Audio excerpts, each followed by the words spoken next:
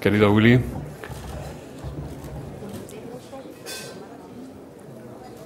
Coordinador general de Izquierda Unida, representantes de la coalición, embajadores, señoras y señores. Como presidente de Nueva Economía Forum, tengo el placer de darles de nuevo la bienvenida al Fórum Europa, la tribuna política que organizamos con la colaboración de BT, Red Eléctrica de España y Asisa.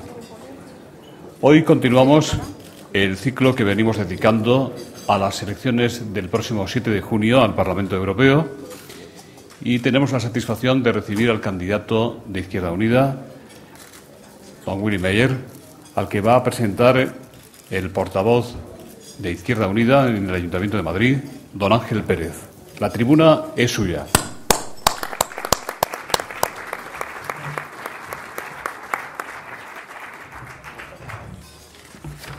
Muy buenos días a todas y a todos. Muchas gracias, señor presidente. Bien, decir que presentar a alguien conocido, como el Willy Meyer, por aquello de relacionarse con el presentado, suele derivar a veces en la propia presentación del presentador. Yo voy a intentar, y creo que voy a conseguir, que esto no sea así, y les garantizo que no va a ocurrir. También les garantizo que no voy a ofrecerles los datos que sobre Willy Meyer puede encontrar cualquiera de ustedes en la Wikipedia.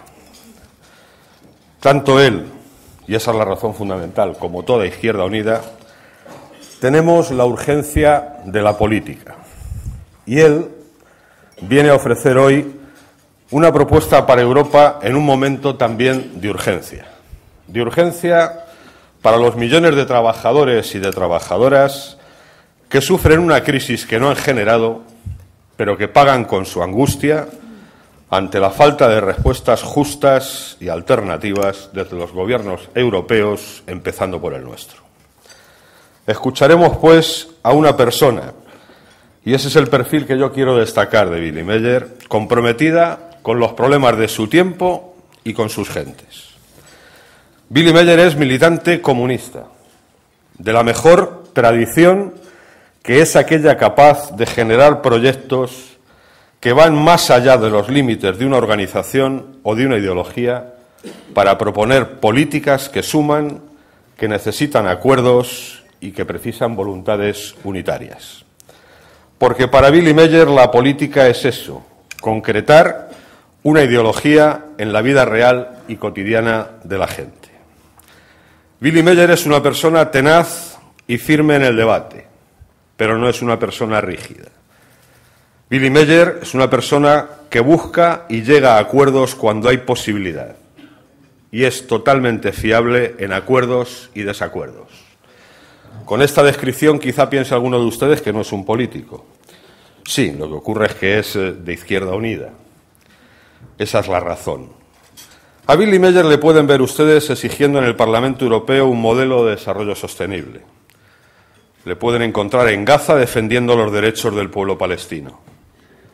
Le pueden ver expresando su solidaridad con el Polisario y con el pueblo saharaui. Pero también denunciando la falta de estudio de impacto en la M30 de Madrid o denunciando los residuos sólidos en la ría de Huelva. Le pueden ver frente al proyecto del Gran Escala en Aragón frente a la especulación. Y le pueden ver defendiendo los servicios públicos en Europa frente a la directiva Bolkestein. Por eso no hace falta presentarle, porque se le pueden encontrar ustedes en muchos sitios, seguro que se le encuentran, y eso no necesita presentación. Creo poder decir, y termino, que Willy Meyer no nos va a dejar hoy aquí palabras mágicas ni recetas milagrosas. Vamos a oír una propuesta que requiere rigor, esfuerzo, lucha y mucha inteligencia. Por eso Willy Meyer es el candidato de Izquierda Unida a las elecciones europeas y yo no voy a hacer lo que no puedo hacer porque saben ustedes que no lo permite la ley, que es pedir el voto para Willy Meyer y para Izquierda Unida. Si estuviéramos ya en campaña yo les diría que voten a Izquierda Unida y a Willy Meyer. Pero todavía no estamos en campaña y no lo puedo hacer. Cuando llegue la campaña lo haré. Les diré voten a Willy Meyer y voten a Izquierda Unida. Él es el candidato. Él es nuestra mejor apuesta para dirigir nuestro grupo en Europa. Compañero Willy, amigo Willy, te escuchamos.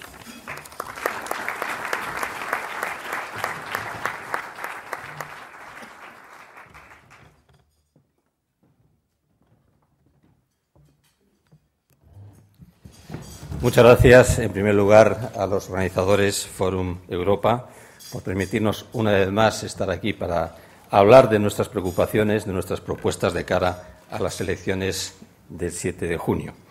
Y, por supuesto, Ángel, muchas gracias por tu cariñosa y amable presentación. Es difícil comenzar una conferencia sin hablar de la crisis económica. Parece un recurso retórico como una fórmula inexcusable para no parecer insensibles. Pero es más difícil todavía para alguien de izquierdas no sentir como propia la incertidumbre y la perplejidad de los millones de personas que han pasado en un periodo de tiempo inexcusablemente corto a engrosar las listas del paro y a ver sus expectativas de vida radicalmente modificadas. Es difícil para nosotros y nosotras no pensar al mismo tiempo en los sueños rotos de esos millones de personas y en el espectáculo grotesco de billones de personas, de billones de euros repartidos con alegría entre los responsables de la crisis y comprobar con ira, sí, con ira, que sus sueldos y prerrogativas siguen siendo la expresión de una injusticia incomprensible e inmoral. ¿Es que nadie de esos que siguen repartiéndose bonos, sueldos estratosféricos y prebendas indecentes es capaz de ver el malestar, la rabia y la indignación que se está produciendo entre los más, entre la gente trabajadora, los y las que se levantan pronto, fichan en sus lugares de trabajo, hacen números para llegar a fin de mes y apuran para irse, los que pueden, 10 días de vacaciones al año? Ninguno de nuestros responsables políticos siente inquietud por las consecuencias de esta situación de creciente desconfianza y desafección respecto a la política para la democracia en nuestro país. De los de arriba, de esos para los que la crisis es un titular para la rueda de prensa, recibimos consejos que les retratan. Sus propuestas nos invitan a comer conejo en Navidad y en aprender a consumir con más raciocinio, inteligencia y mesura. Se lo agradecemos profundamente y tomamos nota. Y, mientras tanto, la condición demoledora de los datos.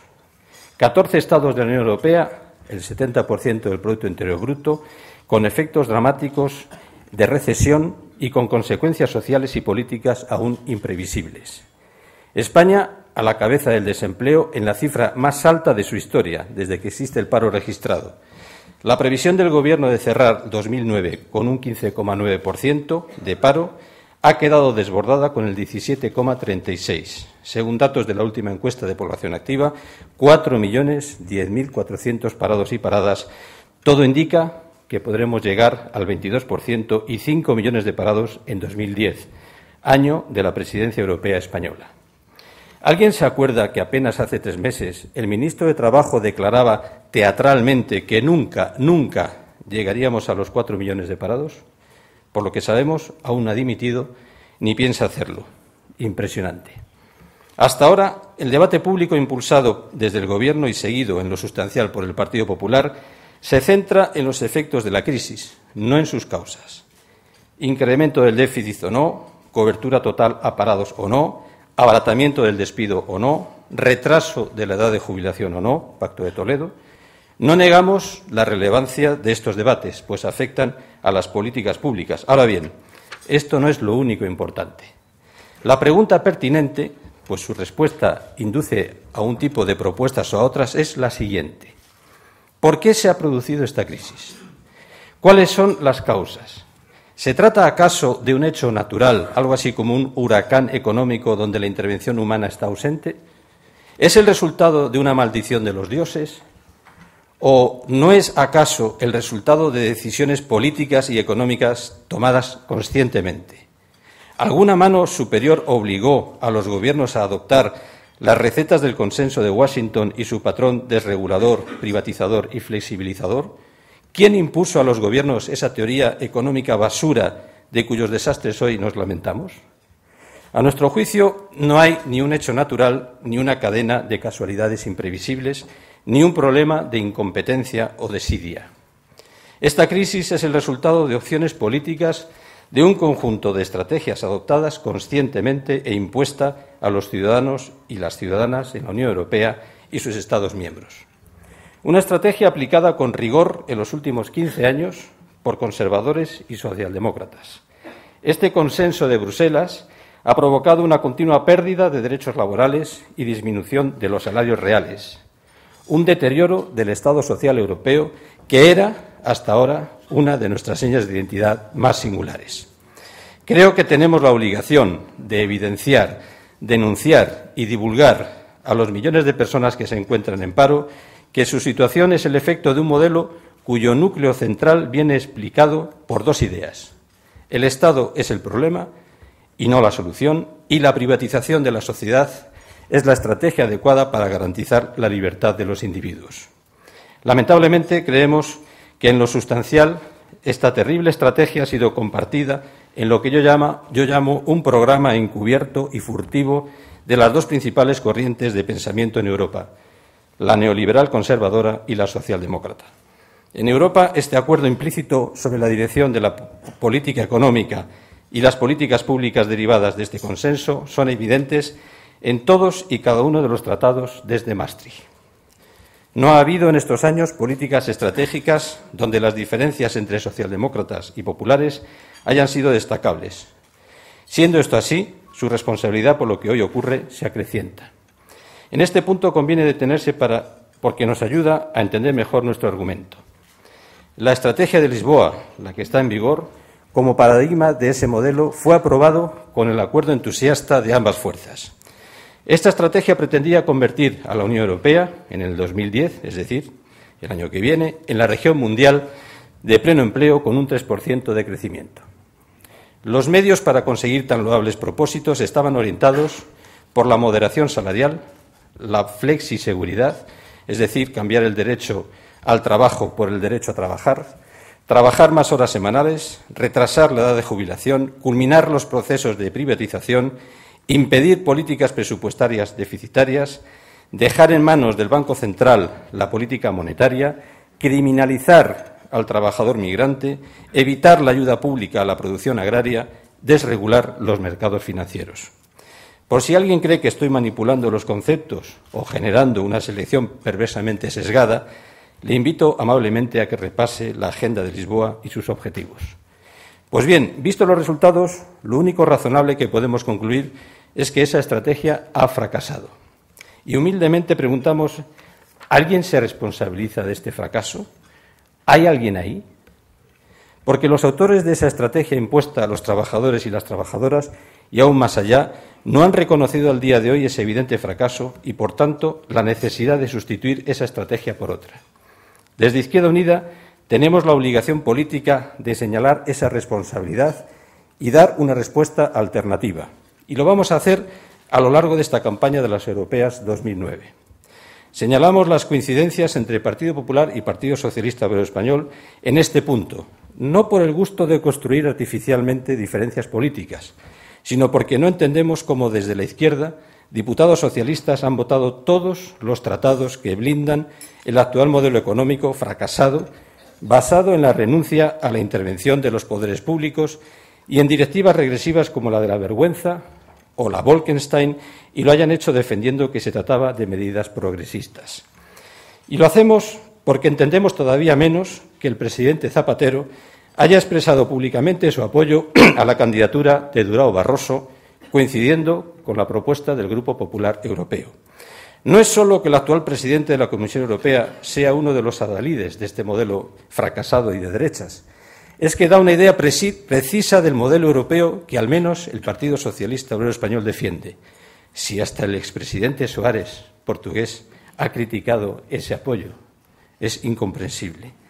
Tenemos la obligación de emplazar al presidente Zapatero porque España asume la presidencia europea en 2010, en un momento crucial para el devenir del proyecto de integración, y queremos saber cuáles son sus objetivos y propuestas reales. Del talante ya tenemos noticias. Y hasta ahora aparenta en sus declaraciones que la crisis de Europa y España nada tiene que ver con la Moncloa. Vamos a defender, por eso, que no estamos ante un debate entre los conservadores de Jaime Mayor Oreja y los progres de Juan Fernando López Aguilar. Y vamos a denunciar el intento del PSOE de repetir la estrategia electoral de amenaza para agentes incautas de la izquierda, según la cual, si ganase el PP, en Europa todo sería un desastre y esto justificaría, una vez más, votar con la nariz tapada.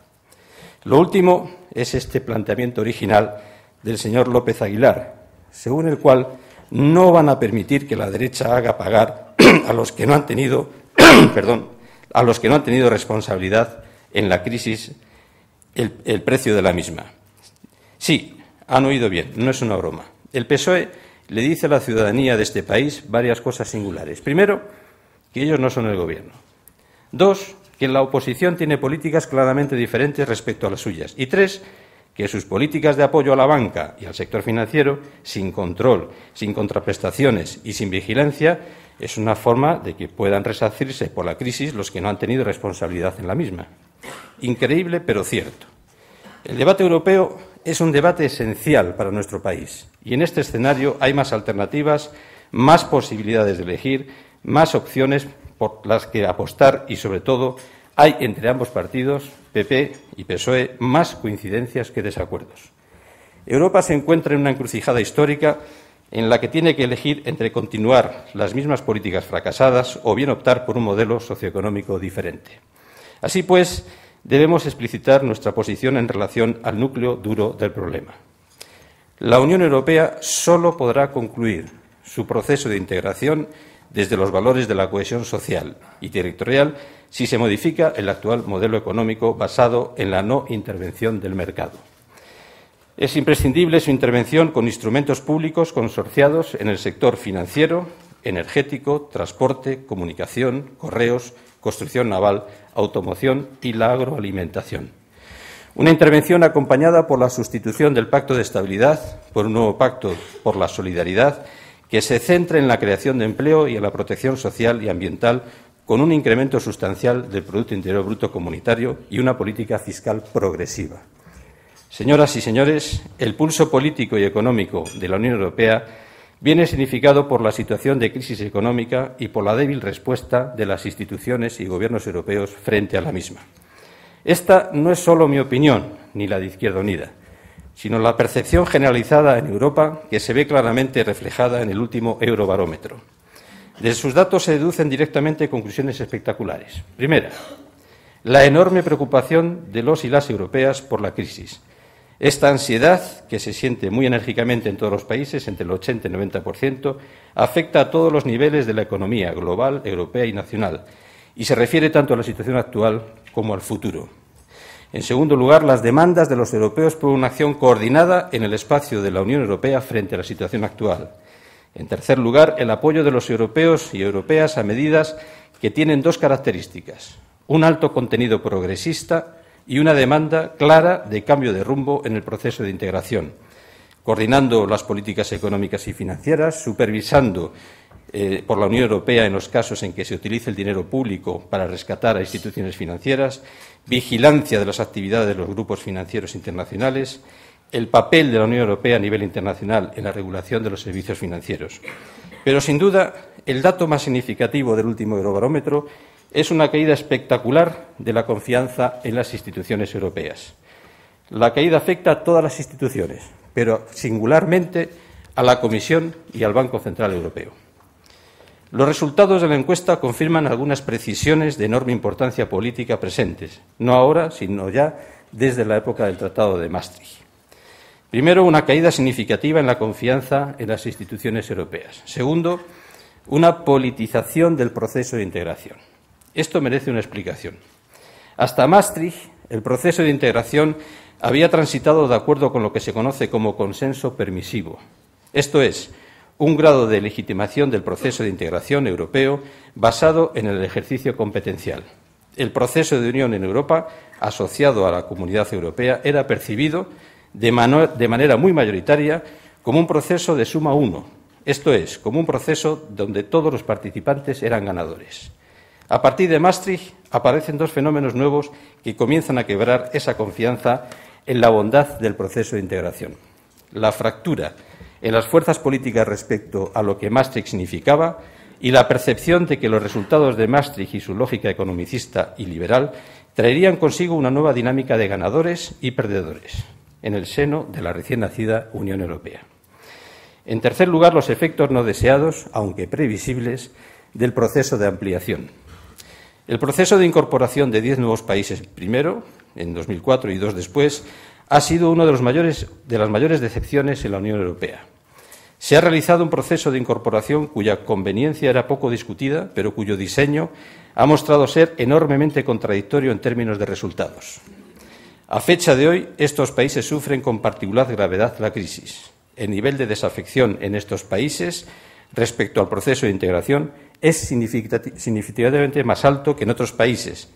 El nivel de absentismo electoral es altísimo y la lógica de la ampliación ha promovido una nueva línea de fractura en los sistemas políticos, Europa versus contra Europa, dando lugar a la aparición de fuerzas políticas claramente xenófobas, racistas, incluso fascistas, bajo el lema de la Unión Europea es la culpable.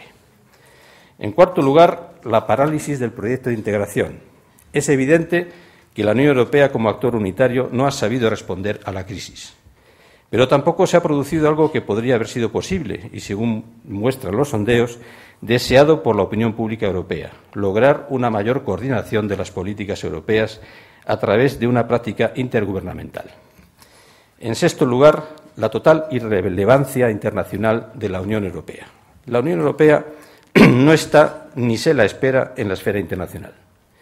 Y nuestra irrelevancia es funcional a un modelo global asimétrico, dominado por Estados Unidos y hegemonizado por un modelo político-cultural que se pretende represente eso que algunos llaman Occidente.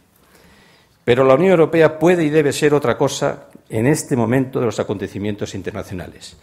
Es evidente una demanda de nuestra ciudadanía, pero también de otros lugares del mundo, para que la Unión Europea contrapese el poder de Estados Unidos en la esfera global y, sobre todo, para que pueda escucharse una voz diferenciada y autónoma que defienda otras prioridades y defienda con firmeza el fin de algunas situaciones imposibles e intolerables.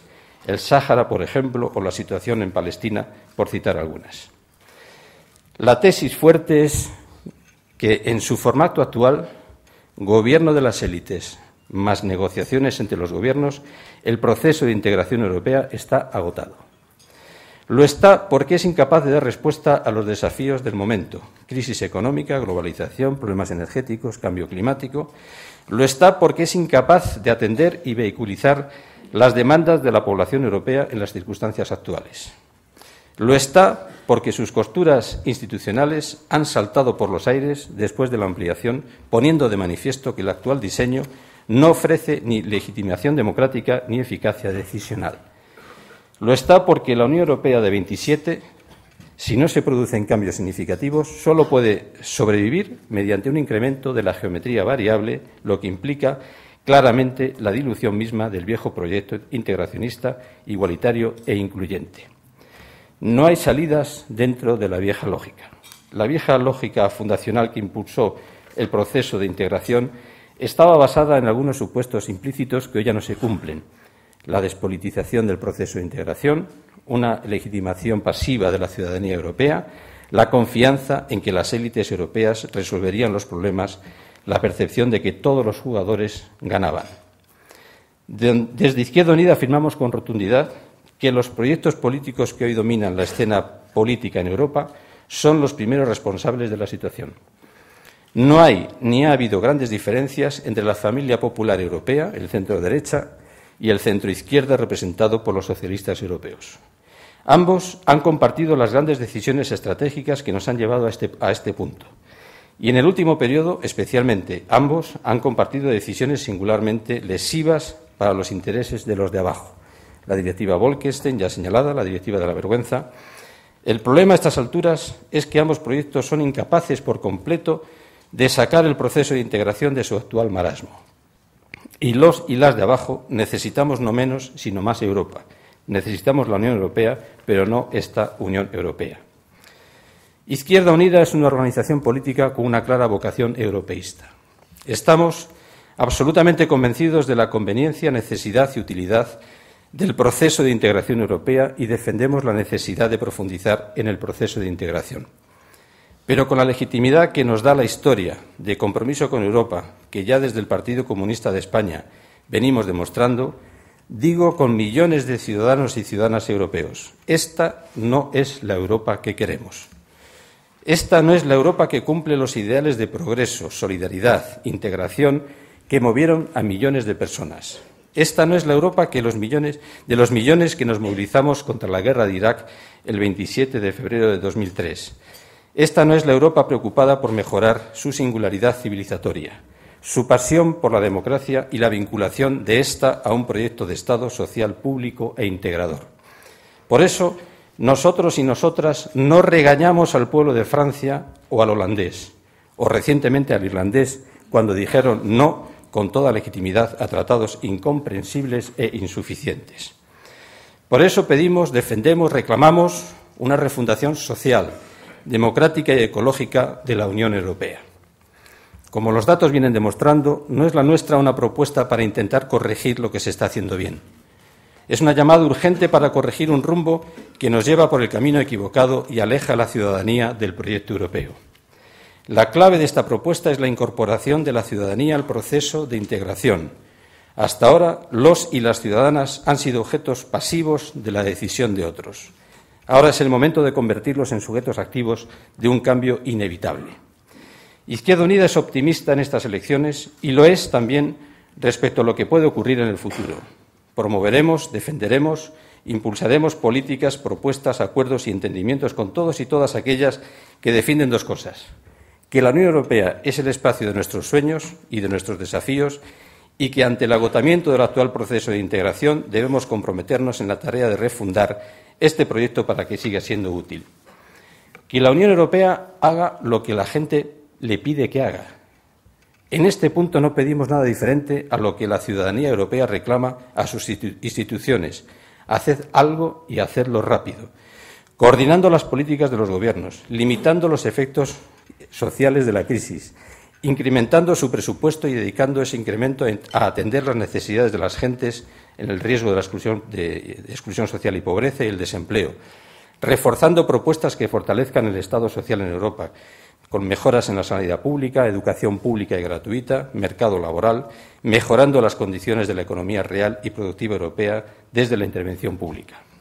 Las elecciones europeas son una oportunidad para retornar a la política, democratizar la Unión Europea, intervenir a la economía al servicio del interés general y contribuir a la paz y al desarme.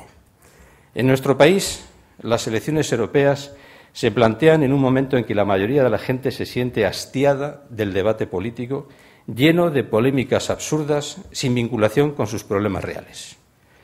Lamentablemente, además, este debate se da en un contexto de enorme desconfianza respecto a la política, a la capacidad de ésta para ocuparse de los problemas de la gente y en el marco de democracias de baja intensidad, escasamente sensibles a la voz de los y las de abajo.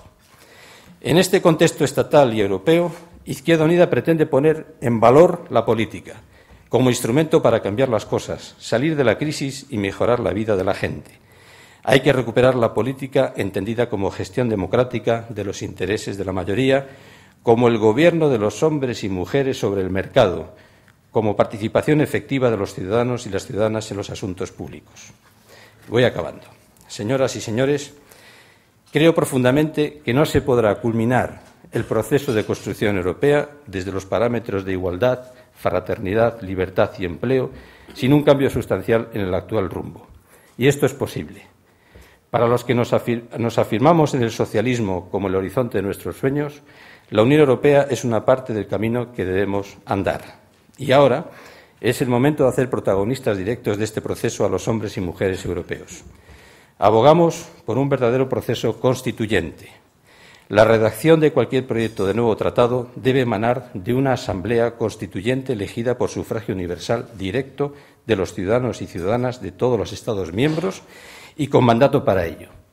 Es este nuevo Parlamento Constituyente el encargado de elegir un gobierno controlándolo democráticamente. Probablemente nunca como antes se hace cierta la afirmación de Delors, aquel que decía que los europeos no se enamorarían de un mercado único.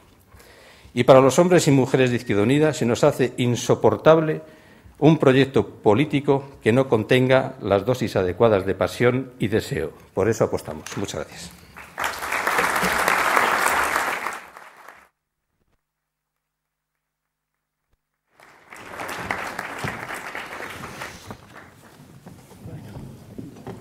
Muchas gracias, Billy. La precampaña, como usted mismo ha señalado en su primera intervención, augura ya una campaña electoral marcada por la confrontación entre los dos grandes partidos en base a la situación nacional y no sobre las propuestas para Europa. Tomás González le pregunta ¿por qué se queja el PSOE de que Rajoy quiera aprovechar las elecciones del 7 de junio para desgastar al Gobierno cuando en las anteriores fue Zapatero quien utilizó los comicios europeos como plebiscito para refrendar las políticas del Gobierno español? Juanma Romero, de Público, dice ¿cómo contrarrestar la fuerte bipolarización del 7 de junio y el planteamiento de los comicios como plebiscito para el Gobierno? Gloria Parrilla, de Radio Nacional de España, dice ¿qué cree usted sobre la marcha de Rosa Aguilar y los efectos que pueda tener en la incidencia electoral? ¿Qué le parece su decisión y su intención de pedir disculpas a Felipe González por las críticas que le hizo cuando los GAL? ¿Empiezo? Sí. Bien, muchas gracias. Gracias. Bueno, efectivamente, yo he intentado modestamente en esta conferencia advertir que estamos ante una campaña electoral virtual. Porque, claro, cuando hay un programa común encubierto, en lo sustancial de la campaña electoral tendrán que inventarse otro tipo de campaña. Y este programa común encubierto, no crean ustedes que solamente afecta al tronco central del problema, de la economía y sus alternativas, o del proceso de integración y el papel de los ciudadanos, sino también a la política exterior, en la política de seguridad y en la política de vecindad.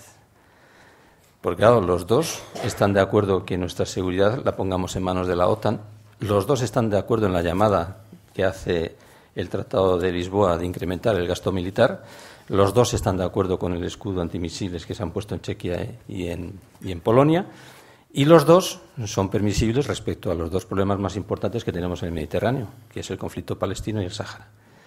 Por lo tanto, claro, me preguntaban, unos y otros intentarán pasar del problema europeo al problema nacional. Lo hizo el Partido Socialista hace 5 años, lo va a hacer el PP en este. Y nosotros, como somos una fuerza política seria y europeísta, vamos a hablar de Europa señalando las responsabilidades de ambos. Pero esto todo tiene un problema en relación a los principales partidos políticos. Y es que si hacen un debate virtual, lo más probable es que no inviten a la participación de la ciudadanía. Y esto a mí me preocupa especialmente. Saben ustedes que hace 5 años se abstuvo en España el 54%. Dicen las encuestas que estamos ante un 60% de abstención. Y a mí esto me preocupa porque creo que esta no es la manera de construir Europa. Y yo señalo la responsabilidad en la abstención a estas dos principales fuerzas políticas porque ocultan el debate. En relación a Rosa Aguilar, yo no he tenido tiempo de despedirme de ella, lo lamento. Me hubiese gustado poderme despedir de un jueves para un viernes, no he tenido tiempo, han sido muchos años. En lo personal le deseo lo mejor, pero creo que ha escogido el peor método para irse de una fuerza política a otra, desde el punto de vista estético y ético, el peor. Bueno, ha pedido disculpas a Felipe González, pero tendrá que pedir más disculpas. Tendrá que pedir disculpas por haber asaltado el Palacio de Invierno, por la desaparición de Andreunin y el asesinato de Trotsky. Yo creo que va en un paquete que espero que ese paquete lo haga rápido y, en todo caso, me decía el diputado autonómico nuestro, Ignacio García, electo por la provincia de Cádiz, que es portavoz en el Parlamento de Andalucía de Infraestructuras y Obras Públicas, que está preparando la comparecencia y preguntará a la consejera sobre los proyectos que tiene la Junta blindadas y paradas en relación a la provincia de Córdoba y la ciudad de Córdoba. ¿Qué le parece, le preguntan, la viñeta de Forges que acaba de ser publicada y en la que su personaje central dice: desde que soy candidato a las europeas parece que nadie me hace caso? Bueno, yo lo llevo en mis papeles. Está aquí porque yo me siento reflejado. A mí nadie me hace caso. Bueno, no me hace nadie caso y es curioso Yo ya lo he dicho a mi organización, ¿no? Pero yo estoy en campaña muy en solitario desde el 7 de enero de este año, ¿no? Junto con compañeros míos que están en campaña por la crisis, ¿no? Pero en el formato claramente europeo estoy yo y algunos más, pero ya estamos todos en campaña. Ahora bien, yo he estado en la última semana, he dado 7 ruedas de prensa. 7. He estado en Santander, en Zaragoza, en Alicante, en Almería, en Tenerife y en Palmas de Gran Canaria. En todas las ruedas de prensa han estado todos los medios de comunicación menos uno, Televisión Española. Bueno, es sorprendente porque parece que Televisión Española, que es un ente público, debería dar cobertura a todos por igual. Hombre, yo estoy seguro que cuando Mayor Oreja y López Aguilar vayan a Santander, a Zaragoza, a Alicante, a Almería, a Tenerife y a Las Palmas, Televisión Española no irá. Porque si va, entonces estamos ante un trato discriminatorio y vejatorio. Pero, en fin, esto lo trataremos en otro momento. José Manuel Fernández, el alcalde de Bustarviejo, dice: ¿qué opina de la propuesta del Partido Popular de impulsar la energía nuclear y del silencio del PSOE al respecto? Bueno, nosotros lo tenemos muy claro, energía nuclear no gracias. Y aquí, tanto al Partido Popular, que es efectivamente en los 10 puntos de propuesta económica de Rajoy hablaba de, bueno, como dicen ellos, iniciar el debate, y el Partido Socialista se está planteando retrasar la moratoria nuclear, nosotros estamos en contra de la energía nuclear. Y damos una respuesta y una receta muy fácil de entender. La energía pública no puede estar en manos privadas. Necesitamos rescatar en España y en Europa, mediante consorcios públicos, todo lo que es la energía derivada del petróleo, energía eléctrica y de gas.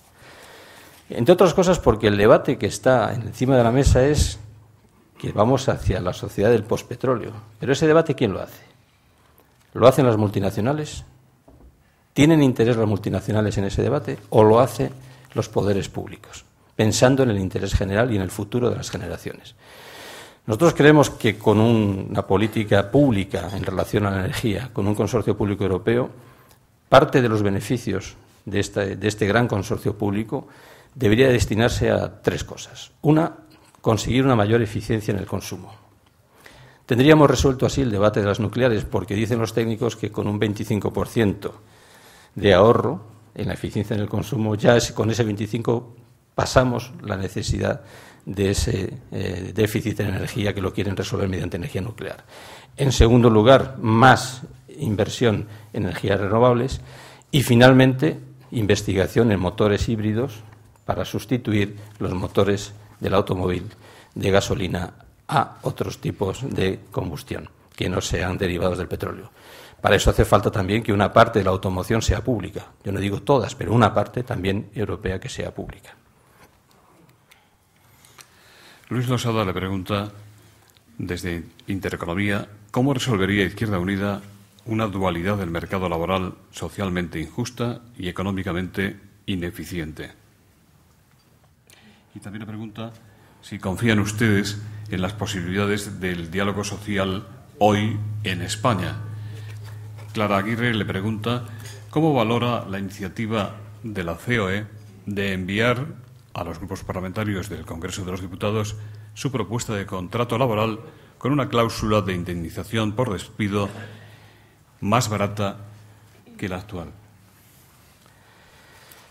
Bueno, vamos a ver, comenzando por último, me parece que, en fin, esta propuesta es absolutamente inaceptable, total y absolutamente inaceptable. Nosotros creemos que es posible, con un cambio de modelo económico, crear empleo y además reducir las horas semanales de trabajo, ¿no? Y en ese sentido creemos que efectivamente hay un problema muy serio en el diálogo social. El 1 de mayo yo he escuchado con mucha atención las intervenciones de las principales centrales sindicales de clase, UGT y comisiones, especialmente comisiones obreras, ya ha advertido con claridad de algo que nosotros venimos diciendo desde hace tiempo, ¿no? Y es decir, que para imponer un nuevo modelo económico hace falta fuerza. Esta fuerza no está representada en las Cortes Generales. digámoslo claro, ni Partido Socialista ni Partido Popular están por un cambio de modelo. Porque a pesar de la indiferencia que parece tener el presidente Zapatero cuando habla en la Cámara de Representantes o en Europa, diciendo que bueno, que ha habido efectivamente un problema, que España está en la cabeza del desempleo, pero parece como si no fuera con él, es que es responsabilidad de este gobierno y del anterior haber apostado por este modelo de crecimiento. Un modelo de crecimiento que ha destruido medio natural, pero también ha destruido millones de empleos. Y, por lo tanto, en relación al empleo, nosotros lo tenemos muy claro. No se trata que los que siempre pagan cuando hay crecimiento económico y cuando no, los trabajadores paguen una vez más esta crisis, abaratando el despido, con políticas antisociales y en un contexto europeo muy preocupante que se habla poco de él, pero que ya es una realidad, que son las famosas sentencias del Tribunal Europeo que permiten ya el dumping social. Ya es legal en Europa que un trabajador polaco que trabaje en Alemania cobre en relación a su salario polaco y no al alemán. Eso va muy mal en contra del trabajador polaco, pero también muy mal en contra del trabajador alemán. Esa es una realidad que ya existe por sentencia judicial y que rompe todo el modelo social europeo. Por lo tanto, nosotros creemos que hace falta revitalizar todo lo que es el modelo social europeo. Tenemos que reducir la jornada laboral a 35 horas por ley. Es una manera de distribuir beneficios. En el 2007, por ejemplo, la empresa Total francesa tuvo 12.000 millones de euros de beneficio. La Volkswagen, SEAT, que ha chantajeado a los trabajadores de la SEAT para congelar sus salarios para poder realizar producción, tuvo en el 2007 4.000 millones de euros de beneficios, pero es que en el 2008, ya en crisis, 4.600. Para que se haga una idea, 4.000 millones es el presupuesto del Reino de Marruecos.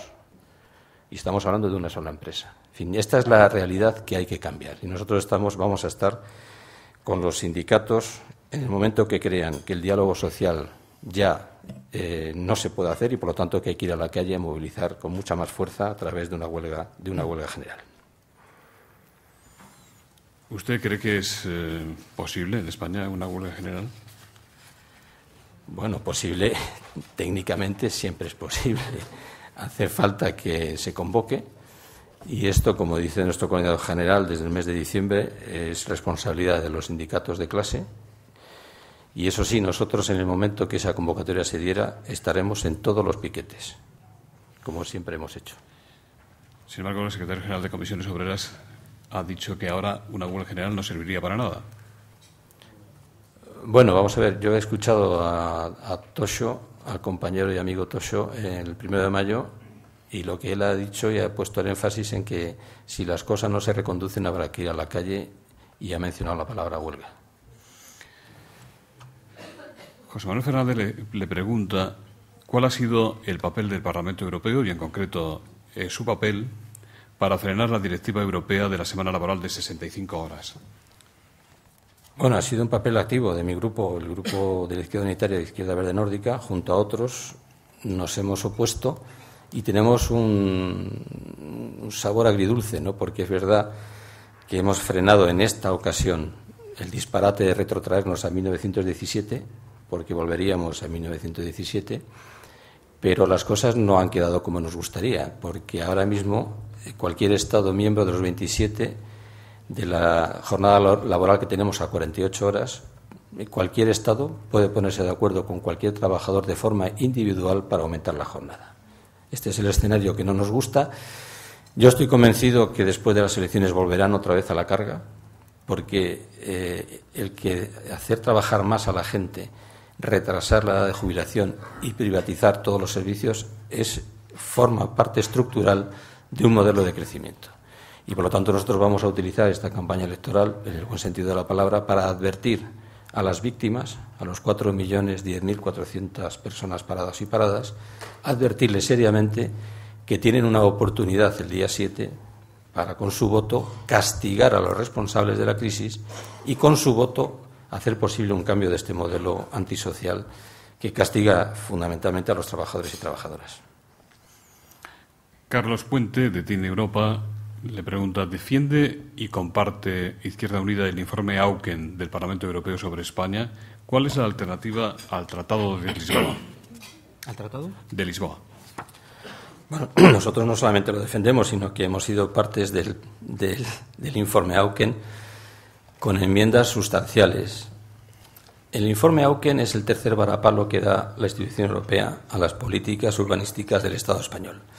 En la génesis de ese informe teníamos casos curiosos porque, dependiendo de qué comunidad estuviéramos hablando, por ejemplo, si era Levante, todos los socialistas apoyaban, iban en contra de Levante. Si se trataba de hablar de Andalucía, el Partido Popular era muy agresivo y el Partido Socialista se ponía a la defensiva de lo magnífico que ha sido la construcción urbanística del litoral del Costa del Sol, que ya creo que queda muy poquita playa. Si se trataba de Madrid, más de lo mismo. Entonces nosotros, para ser serios, nosotros dijimos en ese informe Auken que hacía falta meter enmiendas que fueron aprobadas, primero para que la responsabilidad se dirigiera directamente al Estado español. Ya saben ustedes que la Constitución española dice que el Estado lo conforman las tres administraciones, la local, la autonómica y el Gobierno central. Bien, esa es la responsabilidad. Ha sido una apuesta de las dos fuerzas políticas principales. Apostar como modelo económico la construcción residencial, sin límites, sin límites. Y esto ha tenido consecuencias escandalosas en todo el litoral, en la España insular, en la España del centro. Y hemos tenido casos curiosos como el de Aragón, está aquí mi amigo Adolfo Barrena. En Aragón hemos tenido el único caso en donde incluso se legislaba a la carta. No tenemos conocimiento de ninguna experiencia en Europa de que llegara un proyecto urbanístico, se presentara ante las autoridades y las autoridades dijeran, preséntenlo que vamos a hacer los cambios legales precisos para que ustedes lo puedan realizar. Es decir, la iniciativa privada pliega al legislativo cuando es al revés. Cualquier iniciativa privada se tiene que dar en el marco del respeto de la iniciativa legislativa. Y por lo tanto el informe de Auken es un varapalo muy fuerte, muy serio, que simplemente tiene una carga moral, porque no tenemos, desgraciadamente, en la Europa que a nosotros nos gustaría tener, ya nos gustaría que este Parlamento fuera un Parlamento elegido directamente por los ciudadanos y ciudadanas, eligiendo un gobierno y, por lo tanto, señalando la responsabilidad con capacidad. Pero no la tiene, es un canto moral a la Administración española, un varapalo muy fuerte. Y en relación al Tratado de Lisboa, bueno, en primer lugar, el Tratado de Lisboa no existe. Tengo aquí a juristas prestigiosos. En las reglas de juego son las reglas de juego. Y se dice que cuando un Estado no está de acuerdo con el Tratado de Lisboa, es un Estado fallido. Lo que ocurre, y es una desgracia, es que el mensaje que se da a la ciudadanía europea es un mensaje con un calado antidemocrático, en fin, terrible, ¿no? El pueblo irlandés ha votado libremente, ha dicho no al Tratado de Lisboa. La Comisión Europea se reúne, el Consejo Europeo se reúne y dice, señores, a repetir el tratado hasta que salga. Bueno, este es un mensaje que, como ustedes comprenderán, nada tiene que ver con la democracia ni con el respeto a las decisiones de los soberanos, pero en cualquier caso el Tratado de Lisboa es un tratado que debía de ser congelado y nosotros lo tenemos muy claro. La alternativa al Tratado de Lisboa, no en estas elecciones porque ya no da tiempo, pero son unas elecciones constituyentes. Es decir, que la ciudadanía europea sepa que cuando vota está votando una Cámara Constituyente con un mandato de redactar una Constitución para Europa. Una Constitución con poderes claros que elija a un gobierno con capacidad de control sobre el gobierno, con capacidad legislativa que resuelva las dos soberanías, la nacional, con las constituciones nacionales, y la Constitución europea. Y una Constitución, por cierto, que no esté por debajo de los derechos de las constituciones nacionales. Porque aquí se crea un problema muy serio en el tema central que nos ocupa, que es la crisis. Nuestro título 7º de la Constitución española, que no es un título, digamos, gracioso, concedido, sino que es el resultado de las luchas de la transición del movimiento obrero, impuso un modelo económico que supeditaba la economía al interés general, haciendo una llamada a la planificación democrática de la economía, haciendo una llamada a la intervención pública de la economía. haciendo una llamada a procurar el acceso de los trabajadores a la propiedad de los medios de producción. Este principio choca con todas las directivas y tratados europeos. Lo que en España se puede hacer, en Europa no se puede hacer. Por eso, una Constitución europea tendría que tener la virtud de que en materia de derechos y deberes no estuviera por debajo de las constituciones nacionales y alcanzar una geometría, una construcción de soberanías compartidas en el viejo sueño de Víctor Hugo de alcanzar los Estados federados europeos. Mari Carmen Cortés, de MAD.112, dice: ¿qué le pediría usted a la próxima presidencia europea por parte de España, primer semestre del año que viene? Bueno, a mí me gustaría que el presidente de turno comenzara su intervención con las palabras mágicas: señores, nos hemos equivocado. No creo que lo vaya a hacer. Nosotros le vamos a invitar en estas elecciones a hacer algo que es elemental, que cualquier persona entiende. La estrategia de Lisboa, que es en la que estamos, que cumple su objetivo del año que viene, justo cuando comienza la presidencia española, no ha creado 20 millones de empleos, no ha alcanzado el 3% de crecimiento y no ha llegado a una inversión del 3% en materia de investigación y desarrollo. Por lo tanto, si esa estrategia ha fracasado, el presidente que le toca iniciar el semestre del 2010 debería de comenzar: señores del Consejo, señores del Parlamento, nos hemos equivocado. Y a partir de ahí lo que tendría que hacer es una invitación a una nueva estrategia. Y esa invitación a una nueva estrategia debe pasar por la intervención de la economía en Europa y una invitación a que esa intervención pública de la economía se haga en todos los países. Y habrá que rescatar sectores públicos estratégicos que se han privatizado: el transporte, la energía, el agua, correos, todos los servicios públicos que ya se empiezan a tocar en relación a la salud y a la educación, todo lo que es el proceso de Bolonia, que efectivamente es la entrada sin piedad de la mercantilización en el tema de la cultura, del pensamiento, y a partir de ahí construir una alternativa, pero con los ciudadanos, con las personas de las principales centrales sindicales, con los empresarios, para hacer posible, con un cambio de modelo, poner en el centro la creación de empleo de calidad. Y digo empleo de calidad, no el empleo registrado, un empleo de 1 hora al día, de 3/4 de hora al día. No, eso no es un empleo, de empleo de calidad. Justo Velasco le pregunta si no cree usted que Zapatero cambiará de idea sobre su apoyo a Barroso después de que el presidente de la Comisión, se haya puesto en la foto con Rajoy, Merkel, Berlusconi y otros, después de una reciente reunión del Partido Popular Europeo en la que se hizo una fuerte crítica de las políticas de Zapatero en España. Bueno, parece que no, porque no es una propuesta del presidente Zapatero, es una propuesta de lo que llaman la fórmula ibérica.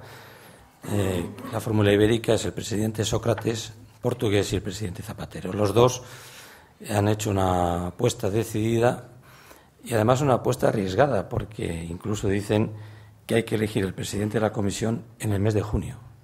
O sea, el 7 de junio son las elecciones, el Parlamento constituye el día 15 y ya inmediatamente en junio presidente europeo. No. Yo creo que no es la persona indicada, Durão Barroso. Durão Barroso es el responsable de la estrategia que ha fracasado y, por lo tanto, poner al frente de una persona que es autor de un fracaso de esta magnitud no debe ser la alternativa. Y, bueno, da lugar a esa propuesta de Zapatero, indica que dentro del Grupo Socialista Europeo, el otro día me decía un diputado socialista, amigo y buen amigo, me decía: bueno, después de lo de Zapatero yo no sé para qué sirve el Grupo Socialista Europeo. Y tiene razón. ¿Cree que Sócrates no quiere que Barroso vuelva a Portugal para disputarle el puesto de primer ministro? Hombre, no lo sé, no creo. No lo sé, no creo. ¿Será que quiere tener un portugués al frente de la Comisión? Eso es posible, pero lo que no entiendo es a Zapatero. Hablará portoñol, no sé. Los norteamericanos tienen a Obama, tienen su orgullo de pertenencia a un Estado todavía fuerte ¿Qué y a quién, le preguntan, tenemos los europeos? ¿No le parece que faltan líderes que jueguen realmente a favor de Europa y no que cada cual vaya a lo suyo como Sarkozy o Merkel? ¿No deberíamos, le preguntan también, elegir directamente al presidente de la Unión? A esto ya se ha referido usted. Y le preguntan qué pronóstico de abstención o participación, con porcentaje, más o menos, podría hacernos en relación con las votaciones del 7 de junio, a día de hoy. Bueno, es verdad que hace falta un liderazgo fuerte en Europa que no hay. Y esto es el resultado, tiene que ver con la apuesta política y económica de un modelo fracasado, ¿no? Porque claro, ¿qué ciudadano europeo se siente motivado, entusiasta, cada vez que me entiende que lo que recibe de Europa, de Bruselas, es que hay que trabajar más horas semanales, que se apriete más el cinturón, que retrase la edad de jubilación y que en sectores básicos que han sido públicos se empiece a privatizar? Bueno, no hay ningún ciudadano que se entusiasme. Y como ese mensaje se asocia a los actuales dirigentes, pues lógicamente el liderazgo es consustancial con esa política. Yo sí tengo un dirigente alternativo. Yo lo tengo, que es Óscar Lafontaine. Fue ministro de Economía y Hacienda alemán. Óscar Lafontaine es una apuesta clarísima de Die Linke, el partido de la izquierda alemana, un partido que va en ascenso, con un programa alternativo en lo económico para Alemania y para Europa. Óscar Lafontaine podría ser la alternativa a Durão Barroso. Y Óscar Lafontaine, por experiencia, por biografía y por capacidad, podría liderar un cambio del modelo económico para Europa. Si esto le añadimos a la participación directa de la ciudadanía, con ese dirigente Europa podría recorrer un camino que nos llevara efectivamente a un espacio geográfico político en el mundo que es más necesario que nunca. Una Europa, la Europa social, la Europa de la libertad, igualdad, fraternidad, trabajo, la Europa de los principales valores de civilización en un momento convulso, en un momento de pandemias que, por cierto, tienen el origen también en este modelo económico. Es decir, las multinacionales en la agroalimentación, fundamentalmente en todo lo que es la producción del cerdo, la avícola, es el mejor caldo de cultivo para la generación de este tipo de pandemias. Y, por cierto, los que también se van a hacer millonarios con la solución también son las multinacionales. O sea que ese círculo vicioso yo creo que algún día tendremos que cambiarlo para que efectivamente la crisis de alimentación que golpea a toda la humanidad no venga acompañada además por ese tipo de modelo con pandemias que podrían fácilmente ser resueltas. Bueno, sobre estos temas hay algunas preguntas. Carmen González, de Intermón Oxfam, le pregunta qué propone Izquierda Unida para garantizar la seguridad alimentaria y sanitaria a nivel mundial y cuál es su propuesta para la PAC durante la reforma del presupuesto de la Unión Europea. Y también le preguntan sobre su valoración sobre las actuaciones europeas y españolas en materia de prevención y de reacción a la peste porcina. Sí, ya lo decía antes, es decir, que el problema de la política agraria comunitaria es que, como en cualquier otra actividad, dejó de ser el sector de agroalimentación un sector estratégico y, por lo tanto, un sector a proteger desde el punto de vista público. A partir de esa decisión, todo queda en manos de las multinacionales.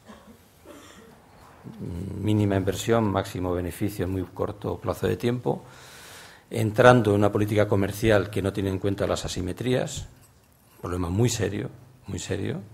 En todos los acuerdos de asociación de la Unión Europea con América Latina, nosotros de la izquierda siempre hacemos en el capítulo 3, que es el capítulo económico, un hincapié muy fuerte para tener en cuenta las asimetrías. No se puede comerciar entre desiguales. Cuando se comercia entre desiguales, el poderoso se come al chico. Y lo que impera en el sector de la agroalimentación es la lógica de las multinacionales, en relación a las semillas, en relación a todo el tratamiento, los transgénicos, en relación a la producción industrial de alimentación que pone en riesgo la salud. Y por eso nosotros hemos hecho una llamada y hemos estado en contra el chequeo médico de la PAC de este año, de esta legislatura, porque el chequeo médico de la PAC, en vez de volver a recuperar la idea de ayudar a la producción, de subvencionar a la producción, lo que hace es desacoplar las ayudas a la producción y, por lo tanto, abandonar el interés público en relación a la política agraria. Roberto Prieto le pregunta ¿qué valoración hace de la función desempeñada hasta ahora por el expresidente Felipe González como presidente del Grupo de Reflexión sobre el futuro de Europa? Desconozco sus reflexiones. Así lo dejamos. Joan Josep Nuet, senador de Izquierda Unida, dice: Izquierda Unida se presenta en coalición con otras fuerzas políticas. ¿Qué aporta ello a la campaña electoral? Bueno, aporta yo algo muy importante, ¿no? Joan Josep Nuet creo que es catalán. Mi amigo y camarada Joan Josep Nuet sabe perfectamente, y yo soy también partidario de que en esa coalición, esa fórmula de coalición, es una fórmula muy importante, ¿no? Muy importante para esta campaña electoral, es una apuesta estratégica. Hemos avanzado en esta ocasión más que hace 5 años, porque hemos llegado a un acuerdo que nos invita a participar en un mismo grupo parlamentario. Yo espero que esto sea una realidad y lo más importante es que detrás de esa coalición electoral hay un programa común que tiene la filosofía de lo que hemos estado defendiendo en esta jornada, y por lo tanto me parece que esa coalición electoral va a tener un resultado muy positivo para estas elecciones. Eustaquio Méndez, creo que pone, de Ciudadano y Consumo, dice: ¿le preocupa que UPyD de Rosa Díez obtenga mejor resultado que Izquierda Unida el 7 de junio? Bueno, mire usted, yo estoy convencido que no lo va a tener y por lo tanto no me preocupa. Muchas gracias, Willy Meyer. José Ignacio Fernández Somalo, en nombre de las entidades patrocinadoras del Fórum Europa, va a despedir este acto. Sí, señor Meyer, agradecerle en nombre de los patrocinadores de British Telecom, Asís y Red Eléctrica España su visión, la exposición que ha realizado de una visión de una Europa con políticas cercanas a los ciudadanos y a los proyectos de esos ciudadanos. Muchas gracias.